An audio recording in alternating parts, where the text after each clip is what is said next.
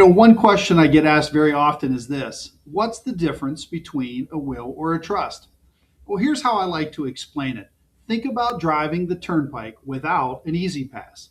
You're stopping at every toll booth, waiting in line, and by the time you get to where you're going, you've paid more and lost time that you never can get back. Well, that's a will.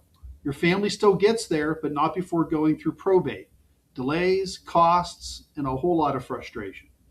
Now picture the same drive with an easy pass. No stops, no lines. You sail right through, faster, smoother, costs less. That's a trust.